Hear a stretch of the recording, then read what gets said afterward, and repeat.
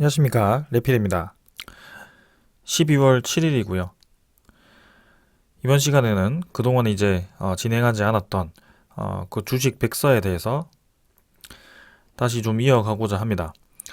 그동안 이제 두산 에너빌리티 위주로 좀 방송을 좀 진행을 했는데 다시 진행을 하던 그 주식 백서라는 그런 코너를 다시 시작하려고 하고요. 요게 이제 종목 분석을 떠나서 종목을 이제 제가 리딩을 하는 것처럼 매일매일 좀 여러분들께 리뷰를 드리고 있는데, 그거를 떠나서 이제 전체적인 시장 상황이라든지 아니면 시장에 대응해야 되는 그런 자세에 대해서 좀 허심탄회하게, 네, 이렇게 논의를 해보고자 이런 코너를 좀 만들어 봤습니다. 그래서 저의 채널에 들어오시면 아마 8편까지인가요? 네, 그렇게 있을 것 같은데 추가적으로 좀 이어서 진행을 해보도록 하겠습니다. 자, 오늘 같은 경우는 제가 이제 여러분들께 어떤 걸 알려드릴까, 네, 생각을 해보다가 최근에 이제 계속 증시가 지지부진하는 모습이 보이고 있습니다. 증시가 이제 반등을 할 것이냐, 아니면은 증시가 계속 횡보를 하거나 혹은 하락으로 다시 진입을 할 것이냐, 요런 갈피에 계속 서 있는 것 같습니다. 그래서 요 이유에 대해서는 확실합니다. 지금 이제 반등에 대해서 나오는 얘기는 금리 인상폭이, 네, 줄어들기 때문이고요. 거기에 대해서 심리적인, 네, 심리적인 완화입니다.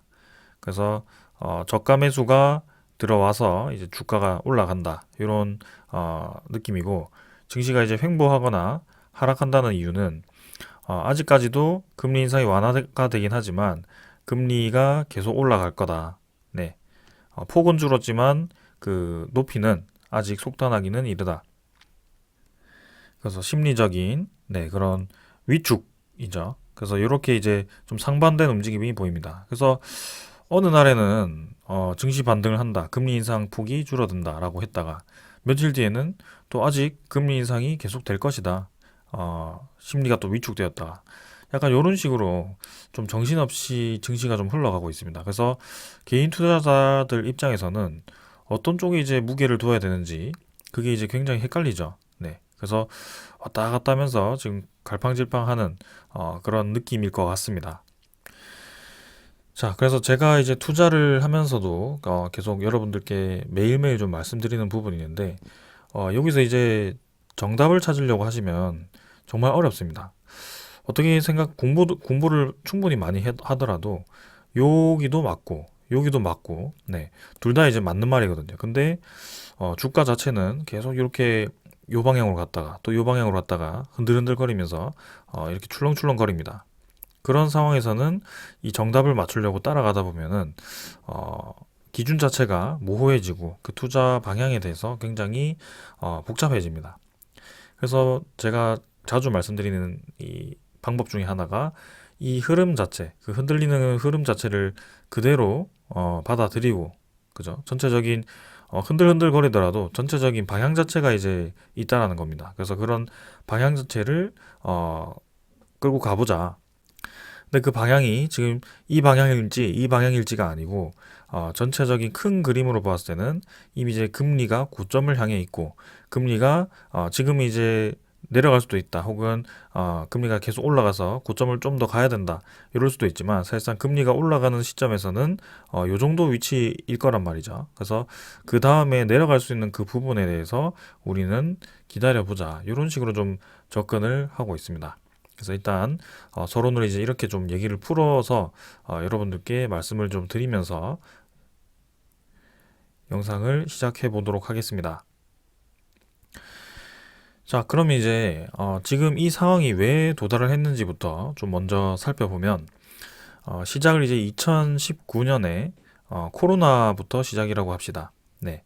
이 이벤트를 코로나부터 시작하는 것으로 제가 말씀을 좀 드리겠습니다. 그러면 2019년에 코로나가 터지면서 급격하게, 네, 확진자가 확산이 되면서 여기서 경기 위축이 됩니다. 네. 이제 죽을 병이 유행을 하는구나. 그래서 격리도 되고 그런 백신과 치료제가 보급이 되지 않은 상황에서 준비되지 않은 상황에서 그런 대규모의 감염병이 전 세계적으로 돌아버리니까 이 경기 위축이 아주 빠르게 진행이 됩니다.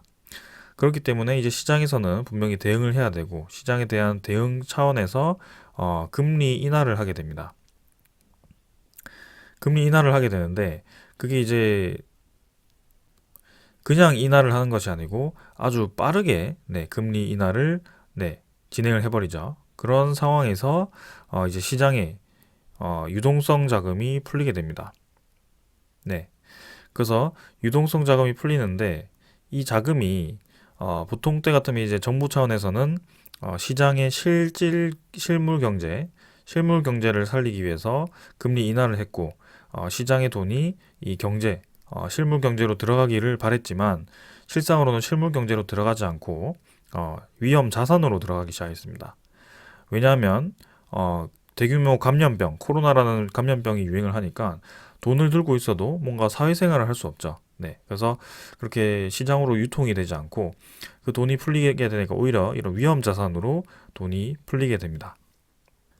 그래서 그 유동성 자금이 위험 자산으로 들어가게 되고 그 결과 이제 주식 폭등, 주식, 비트코인, 그다음에 부동산 폭등이 일어나죠. 여러분들이 아마 제 방송을 보시는 분들 중에도 2019년 말, 2020년 이때 주식을 시작하시는 분들이 굉장히 많았을 것 같습니다. 그래서 전례 없는 그런 대상승을 경험을 했고요. 전 종목이 다 올라가는 그런 상황이 벌어지기도 했습니다. 그래서 이제 그런 잔치가 계속 이어지는 듯 하면서 코스피가 3천을 넘고 역사적인 지수를 찍고 갑자기 이제 여기서 나오는 것이 인플레이션입니다. 금리 인하를 너무 많이 했더니 갑작스럽게 인플레이션이 일어나고 거기에 플러스해서 러시아 우크라이나 전쟁이 일어납니다.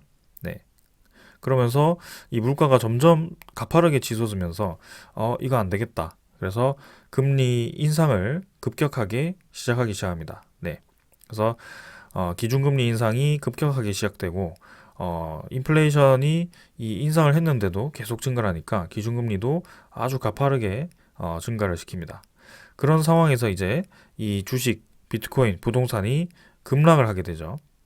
왜냐하면 유동성 자금이 빠졌기 때문입니다. 그래서 유동성 자금이 빠지면서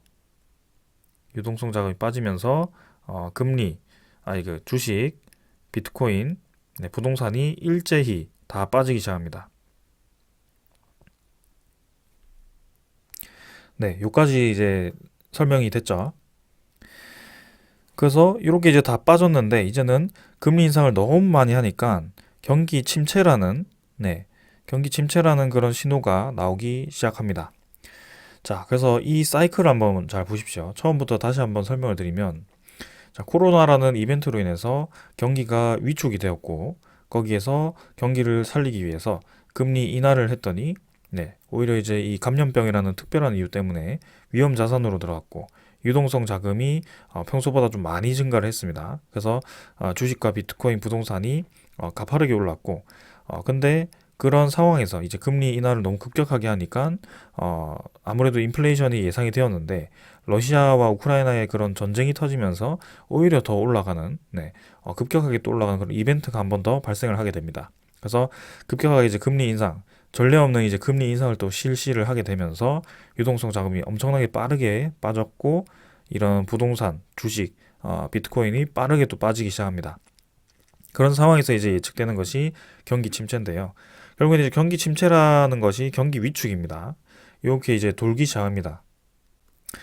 그래서 여러분들이 보셔야 되는 그런 키포인트 자체는 금리 인하와 금리 인상입니다. 이 두 가지로 인해서 이 모든 주식, 부동산, 비트코인 사이클이 움직이게 되고요. 모든 경제가 이 금리로 인해서 돌아가게 됩니다. 결국엔 금리가 의미하는 것은 유동성 자금이죠. 그래서 돈을 움직이는 그 기준이 되는 시점이 금리이기 때문에 이 금리를 먼저 바라보고 시장에 진입을 해야 된다. 이렇게도 볼 수 있을 것 같습니다. 자, 그래서 이렇게 좀 말씀을 드렸고요. 이런 사이클을 가지고 자, 그러면 이제 우리가 지금 경기 침체 전에 있는 위치인데 이게 이제 이런 상황이 이전에 옛날에도 한번 있었단 말이죠. 그래서 요 상황에 대해서도 한번 살펴보고 가겠습니다. 그 상황이 2007년 네, 그때 서브프라임 모기지 사태라고 주식을 좀 오래 하신 분이나 이제 이전에 그 들어보신 분들도 꽤 있을 것 같습니다. 그게 이제 글로벌 금융 위기라고 할 정도로 상당히 이제 큰 타격을 줬던 이벤트 중에 하나였는데요. 그 이벤트를 제가 이전에 방송에서 한번 설명드린 적이 있는데 그걸 다시 한번 더 설명을 드리도록 하겠습니다. 자, 아까 제가 말씀드린 그 상황에 대해서, 그 사이클에 대해서 잘 이해를 하시고 이 서브프라임 모기지 사태라는 것을 바라보시면 좀 더 쉽게 이해가 될 겁니다.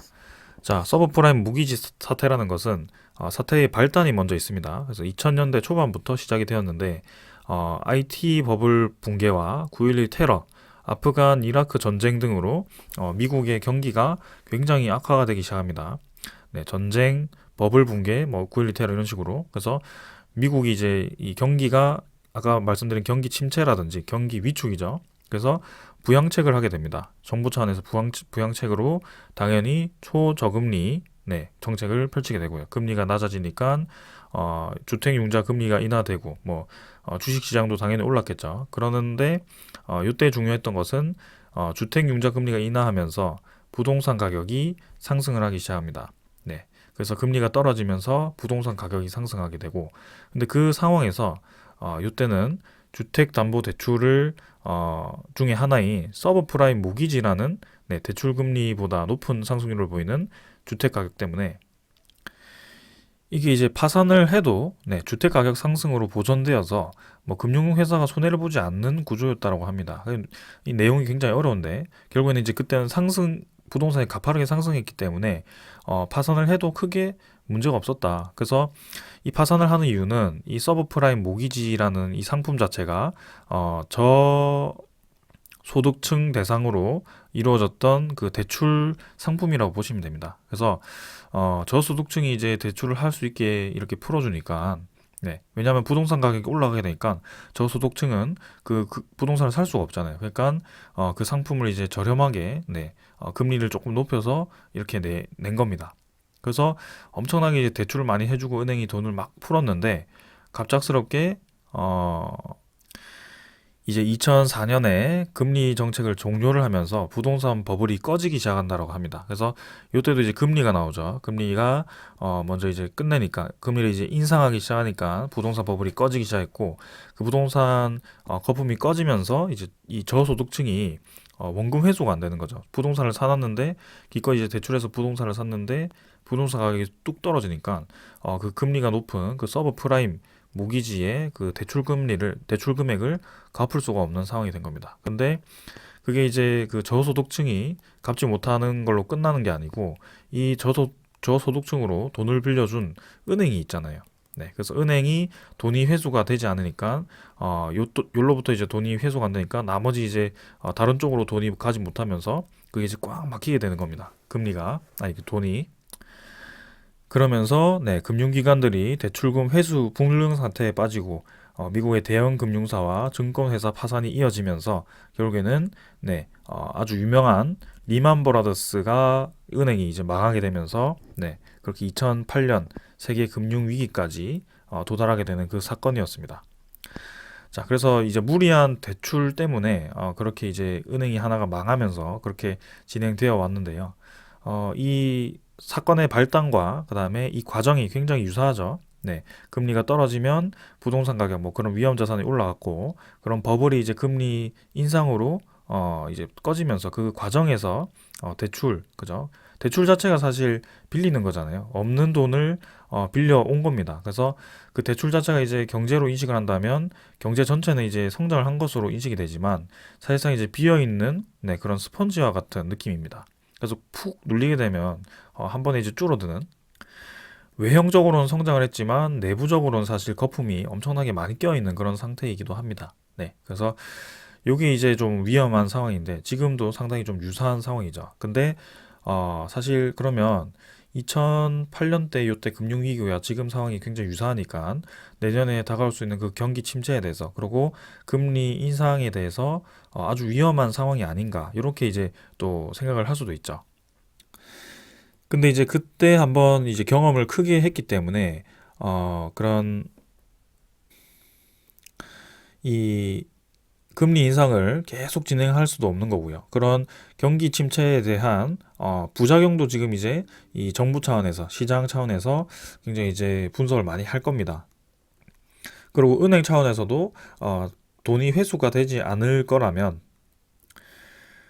대출에 대한 금액을 제한을 하고 은행에 대한 그런 기준 이 금액을 아마 설정을 해두었을 겁니다. 그래서 그런 2007년 8년 때와 같이 그런 도미노와 같이 무너질 수 있는 그런 상황을 만들지 않기 위해서 이미 시장에서 대응을 많이 했을 것으로 생각이 됩니다. 그래서 한국은행도 마찬가지 미국 기준금리가 올라간다고 해서 무조건 올리는 것이 아니고 우리나라의 국내 그런 기업 상황과 그런 여러 가지 상황들을 좀 고려를 하고 있는 것 같습니다.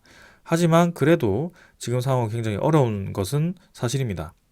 이제 국내 기업의 자금 부족의 규모가 2021년 4분기 기준으로 2조 5천억이었지만 올해 2분기에 이제 46조에 달할 정도로 이 금리 인상으로 인해서 이 부채가 엄청나게 이제 증가를 하게 되죠. 그래서 이 부채를 이제 갚지 못하면서 망할 수 있는 그런 재무가 좀 약한 기업들이 무너지기 쉬운 상황입니다. 그래서 유동성 자금을 많이 확보해 두는 것이 핵심이고요. 지금 체력을 좀 확보해 두는 것이 좋습니다. 그래서 사실상 이 금리 자체를 이전에는 뭐 천천히 이렇게 올렸다면 이번 같은 경우는 이 미국 기준금리가 엄청나게 빠르게 올라갔거든요. 그래서 실제로 이제 시장에 그 반영되기도 전에 금리가 너무나도 빠르게 올라가서 좀 가파르게 그 금리에 대한 이 반응이 올 수도 있습니다. 그런 상황은 이제 좀 전례가 없을 수도 있기 때문에 섣불리 제가 말씀드리기는 어렵지만 확실히 그래도 2007년 8년 때의 그런 파생 상품으로 인한 위기로 인해서 은행이 대출금을 받지 못해서 이렇게 망할 수 있는 그런 상황은 최소한은 지금은 그런 우려까지는 안 해도 될 것 같다. 이렇게 좀 말씀을 드리겠습니다. 대신에 이제 우리가 좀 다른 상황에서 비트코인이죠. 비트코인의 그 FNX인가요? 그 거래소가 이제 망하게 되는 그런 상황도 좀 만들어졌는데 이전과는 이제 좀 그 타격감이 많이 없죠. 그래서 그런 위험 자산에 대한 그런 상품도 많이 거미줄처럼 이렇게 넓혀져 있고요. 하나가 끊어졌을 때도 좀 다른 대안도 있고 약간 그런 게 있기 때문에 지금은 조금 영향은 덜한 것 같습니다. 그리고 워낙 시장 자체가 많이 빠졌기 때문에 그렇게 무덤덤하게 지금 대응이 되는 걸 수도 있습니다. 자, 하지만 이제 이 시장 상황에 대해서 섣불리 예측하기는 좀 이르기 때문에 좀 더 상황은 지켜봐야 된다. 이렇게 말씀을 드리고 싶고 그러고 이제 이 금리 인상이 언제 멈출 것인가도 좀 봐야 되죠. 그래서 11월에 13일, 12월 13일에 이제 11월에 CPI도 발표를 하게 되는데, 이 소비자 물가 지표가 상승률이 많이 줄어야 됩니다. 그래서 그 지표로 이제 금리 인상에 대한 폭이 조절되기 때문에, 그렇게 좀 주목을 할 필요도 있겠다. 이렇게 보여집니다. 하지만 이제 그 물가 상승률, 인플레이션이 단순히 이제 금리만으로 결정이 되는 것은 아닙니다. 왜냐하면 이 중국의 제로 코로나라든지 혹은 러시아 우크라이나 전쟁으로 그런 물동량이 많이 막혀 있었습니다. 근데 이번에 이제 호재라고 할 수 있는 것은 중국이 이제 위드 코로나로 정책을 바꾸기 시작하면서 그 중국에 막혀 있던 그런 제조업의 그런 물동량이 풀리기 시작한다면 정상적으로 돌아오기 시작한다면 어느 정도 이제 이런 물건에 대한 그죠? 물건에 대한 이 공급이 늘어나면서 오히려 이제 물가가 떨어질 수도 있습니다. 지금은 단지 금리 인상을 통해서 돈에 대한 유동성 자금을 줄이면서 물가를 잡으려고 하지만 사실상 이제 이 물건 그죠? 공급도 늘어나야 되거든요. 그래서 공급이 늘어난 것이 중요한데 그 공급을 막고 있던 그 사건 중에 하나가 이 중국의 코로나 봉쇄 정책이었습니다. 근데 그게 이제 좀 풀리면서 다행히 그나마 이제 다행으로 좀 완화가 될 수 있겠다. 그래서 생각보다 이제 물가가 빠르게 떨어진다면 이 미국의 기준금리 정책도 바뀔 수 있기 때문에 네, 그런 부분에 대해서 우리가 최악의 상황까지 지금 예측을 해서 뭐 내년에 경기 침체가 뭐 2007년, 2008년 때보다 더 심하게 올 수도 있다. 뭐 그렇게 얘기가 나오긴 하지만 생각보다는 시장은 잘 대응을 하게 되어 있습니다. 네, 그래서 그런 교훈을 잘 삼아서 움직이게 되어 있고 지금은 심리적으로 많이 움직이기 때문에 그런 전 사례들이 많기 때문에 오히려 가파르게 이제 주가가 좀 빠진 경향도 있습니다. 그래서 우리가 너무나도 걱정할 필요는 없을 것 같고 좀 더 살펴볼 필요는 있겠습니다. 자, 그래서 이렇게 오늘 이제 금리에 대한 사이클과 그리고 전 사례도 살펴보았고 앞으로에 대한 그 방향에 대해서도 좀 말씀을 드렸습니다. 그래서 금리가 이제 이렇게 쭉 금리에 대한 인상을 그래프를 한번 그리면 이렇게 이제 가다가 살짝 이제 요런 느낌이죠. 그래서 요런 구간이기 때문에 이 구간에서 이제 금리가 이렇게 떨어질 가능성이 크죠. 그래서 이렇게 떨어질 가능성이 큰 이 떨어진 구간에 이미 진입했을 때는 주가는 올라갈 가능성이 큽니다. 그래서 우리는 요 구간을 좀 주목을 해야 되고 사실상 지금이 이 구간이기 때문에 주가는 네, 지금 뭐 경기 침체 그런 것들이 예상이 되지만 오히려 그런 뉴스가 도배될 때 오히려 반등할 수 있는 기회가 될 수 있다. 그래서 지금은 주가가 이제 바닥을 자리 잡고 반등할 수 있다라고 아까 제가 1번, 2번을 처음에 시작으로 했는데 저는 1번 쪽으로 조금 무게를 두고 있습니다. 그래서 혹여나 이제 제가 예상치 못했거나 시장에서 예상치 못한 또 이제 그런 대출 그 은행 하나 또 망하거나 뭐 그런 상황이 나오면 안 되겠지만 그런 상황이 나온다면 이제 어쩔 수 없이 네, 그렇게 또 그런 사태가 벌어지겠지만 지금은 그런 사태가 벌어지지 않게 하기 위해서 시장 전체가 좀 유동적으로 잘 움직이고 있다. 이렇게 이해를 하시면 되겠습니다. 그래서 오늘은 이 정도로 좀 말씀을 드리고 앞으로도 이런 주제를 가지고 또 이렇게 얘기를 해보는 시간을 가져보도록 하겠습니다. 자, 오늘 여기까지 하고 마무리하겠습니다. 감사합니다.